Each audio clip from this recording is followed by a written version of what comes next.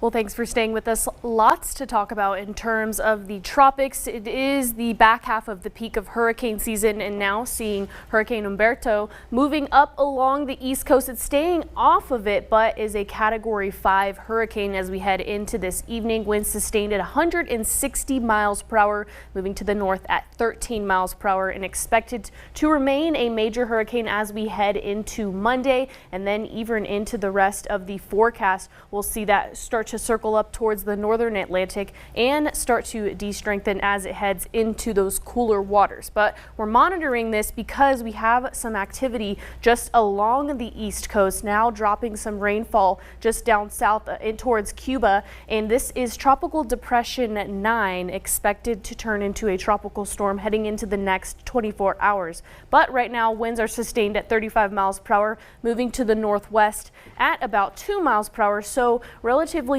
slow movement, but expected to strengthen to a tropical storm as we head into the next 24 hours, as I mentioned, and then into a Category 1 hurricane as it does approach the east coast, potentially dropping lots of rainfall over towards the Carolinas. Now they are putting those warnings and watches out for a tropical storm along the coast of Florida, expected to increase those watches along the Carolinas as well. But this is this rainfall forecast as we notice those two storms coming together, and that's what's going to be bringing that rainfall all along the coast and over into the Atlantic. So we're expecting at least 5 to 10 inches of rain over in the Atlantic Ocean, but really want to monitor this coast as they're expecting lots of rainfall over the next couple of days. In terms of Texas satellite and radar, not a lot going on across the state. We see a little bit of activity up towards the Panhandle as well as out towards the Big Bend area. But if we zoom in on Max Live radar, we do have calm and clear conditions this evening. Let's take a look at this allergy forecast. We have been seeing the peak of allergy season now starting to come down just a little bit.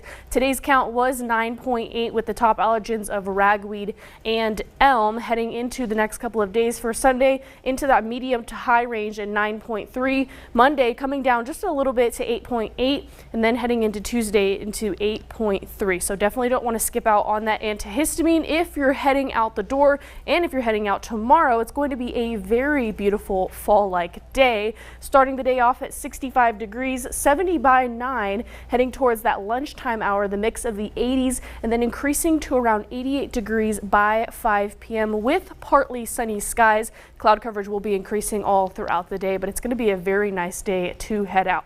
Now, in terms of those temperatures for the next couple of days, we're expecting them to stay near average, slightly above average heading into the middle of the week. But for tomorrow, we'll be around 2 degrees above average with a high of around 88 degrees. And then that will remain that way for Monday, increasing as we head into the middle of next week as that cloud coverage starts to taper off and that sunshine begins to dominate the forecast. And then will remain just a few degrees above average heading into next weekend. So nice temperatures overall, but really wanting those fall-like temperatures. We're seeing that cloud coverage move into the big country all across the area heading into Sunday as well as Monday. Current temperatures across the big country in the mix of the 70s. Winds are going to be calm, mostly out of the southeast at about 5 to 10 miles per hour. Adelaide tonight 65 degrees, partly cloudy and cool conditions, and then tomorrow heating up to 88 degrees with increasing cloud coverage. Winds will be out of the east. Brownwood tonight 60 degrees. Let's take a look at this extended forecast before we go. Heading into tomorrow near average 88, 87 heading into Monday, and then warming up heading into Wednesday, which is actually the start of October. We're expecting a high of 94 degrees. But with that, we have dry conditions, so burn bans being added to the list. So something that you definitely want to be keeping in mind with the rain being out of the forecast and our drought worsening. We've seen worsening conditions from this last week. So something that definitely you need to keep in mind as you're grilling out in the weekends and stuff like that. Yes, I believe Susanna called it the dome of sadness that we're seeing right now because there's no rain in our little bubble of Texas. No, she's right.